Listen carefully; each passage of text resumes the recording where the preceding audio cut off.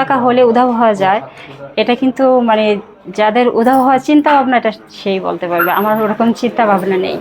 আমার কাজ আমার আমার চাওয়াটা হচ্ছে আমি ভালোবেসে আসছি এখানে, ভালোবেসে কোনো কাজ করতে চাই। মিডিয়া আসাটা হচ্ছে এটা গল্প, মানে গল্প হবে না, এটা হচ্ছে আমার জীবনের যেটাই হোক একটা ভালোবাসার দিক থেকে।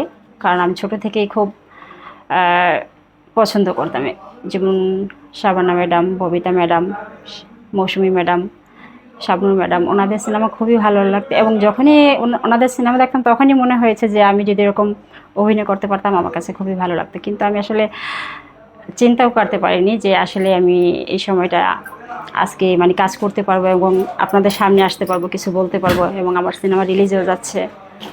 তো এটা আসলে আমার কাছে একটা গড গড গিফটের মতো মনে হয় আর কি। ধরে বলতে আমার একজন কাজিন আছে, তো ওনার মাধ্যমে বলতে কি, উনি আমাদের ফ্যামিলির মেম্বার একজন। তো ভাই খুব ডান্স করতাম, খুব নাচানাচি করতাম। ভাইয়া বলতো যে তো তুমি তো ভালো ডান্স করো, তো এখানে মিডিয়াতে কাজ করতে পারো। তো তো আপু বাধা দিয়েছিল অবশ্য। তো আমি যখন খুব ডান্স করি তখন ভাইয়ের সাথে ডান্স ক্লাস আসি। তো সেই ক্ষেত্রে আমাদের এক পরিচালক ভাইয়ার সাথে দেখা হয়। তো ওনার নাম হচ্ছে শেখ শামীম। তো ওনার সিনেমাতে আমাকে অফার করে। তো ওই ভাইয়ার সিনেমাতে অফার করে এবং ওইখানে কাজও করি আমি। কাজ করার পরে ওই সিনেমাটা সেন্সরও হয়েছে, রিলিজ হয়নি। তো ভাইয়া আমাকে, তো তখন আমি ডান্স তত একটা ভালো করি না।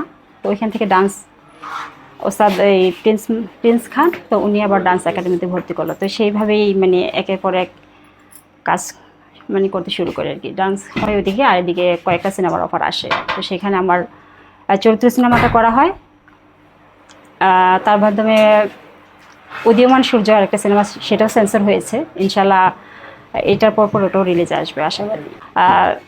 দেখতে দেখতে যখন দেখেছে যে আমি একটা পর্যায়ে মিডিয়াতে বা ডান্স নিয়ে, যেটা নিয়ে আমি অভিনয় নিয়ে একটু বেশি আগ্রহী, তখন আমি যথেষ্ট পরিমাণ আর সাপোর্ট পেয়েছি বলতে পারে হয়তো। বাট আমার মুখোমুখি এখন আমি ওরকম কোনো পড়িনি। আমি যে কয়টা কাজ করেছি খুবই ভালো কাজ, এবং যাদের কাজ করেছি পরিচালক ভাইয়ারাও খুবই ভালো মানুষ।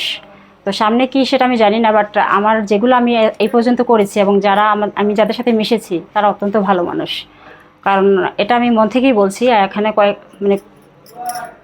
কয়েকটি ক্যামেরা আছে, সবার সামনেই বলছি যে ওনারা অত্যন্ত ভালো মানুষ। সেখানে উল্টোপাল্টা কোনো কিছু আমি পাইনি, না বিপদে পড়িনি। কারণ আমরা প্রত্যেকটা টিমটা আমরা একটা পরিবার হয়ে কাজ করেছি, যেখানে বিপদ আমাদের জন্য মানে অ্যালাউ হয়নি। যেখানে বিপদ তো বাহিরে হোক বা ওই কাজের ভিতরে হোক, কোথাও না।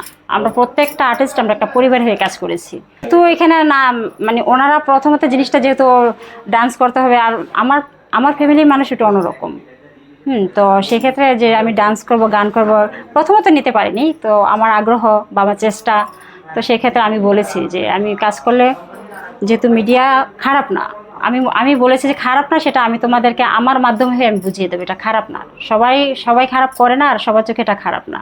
তো সেই ক্ষেত্রে আমার কাছে খারাপ কিছু পাইনি। আর আমি এই পর্যন্ত যা করেছি ভালো কাজই করেছি। আমি সিনেমা একদম আমার প্রথম আশাটা হচ্ছে বীরযোদ্ধা, যেটা ওই সিনেমাটা সেন্সর পেয়েছে। ওটার পরিচালক হচ্ছে শেখ শামীম। তারপর কাজ করেছি এই চরিত্র সিনেমা, এই সিনেমাটা তো রিলিজে যাচ্ছে। তো উধাও হওয়াটা সেটা এখনও মানে এখন তো না, কখনই আসবে না এটা আমার মাথায়। আগ্রহী এখন কোন কোন নায়কের সাথে আগ্রহী বলতে, সেটা আগ্রহ তো অবশ্যই আছে। তো কোন কোন নায়ক সেটাকে এখন আমি বলবো না অমুক নায়ক তমুক নায়ক। হ্যাঁ, আমাকে মানে আমার কাজের মাধ্যমে বা আমাকে কাদের সাথে মানে কাজে নেওয়া যাবে, কে মনে করবে যে তার কাজে আমাকে নেওয়া যায়, সেটা হচ্ছে আগের কথা। আমি যদি বলি যে অমুকের সাথে কাজ করতে আমি আগ্রহী, সেটা বললে তো হবে না। ভাই আমি কাউকে ছোট করে দেখি না। হ্যাঁ, আমি কাউকে ছোট করে দেখি না। এখন করব কি করব না, সেটা যখন কাজের বিষয়টা আসবে তখন হয়তো ওটা চিন্তা ভাবনা করবো। বাট আমি কাউকে ছোট করে দেখি না।